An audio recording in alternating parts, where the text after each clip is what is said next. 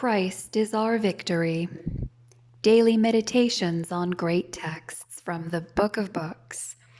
May 27th. Forget the past. Brethren, I count not myself to have apprehended, but this one thing I do, forgetting those things which are behind, and reaching forth unto those things which are before. I press toward the mark for the prize of the high calling of God in Christ Jesus. Philippians 3 verses 13 and 14. The Apostle Paul recognized the necessity of living in the present, not in the past. In his letter to the Philippians, he enumerated some of the outstanding achievements of his past career. He spoke of being born into the honored tribe of Benjamin, of his religion as a Jew, of his relationship to the law as being blameless. He recounted his zeal in persecuting the Christians. As an unconverted Pharisee, he boasted of his past achievements. But when he met Christ on the way to Damascus, his whole life was changed. Instead of boasting about his past, he wanted to forget.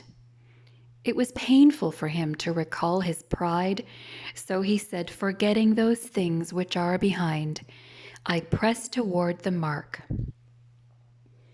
Remembering and brooding over the past would have hindered his spiritual progress. The things of the past he once prized so highly now appeared to him as loss. The time he spent apart from Christ he considered wasted. Now he wanted to redeem it by making the best use of the time that remained.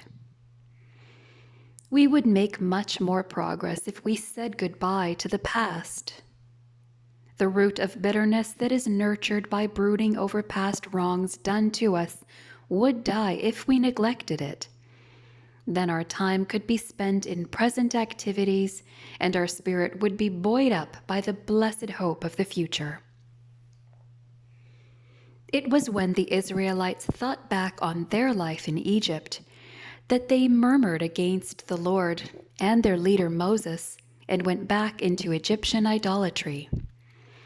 It was when Lot's wife thought back on her life in wicked Sodom that she became a pillar of salt. God gives to each a task for today. Let us accept it with joy and press toward the mark for the prize in Christ Jesus.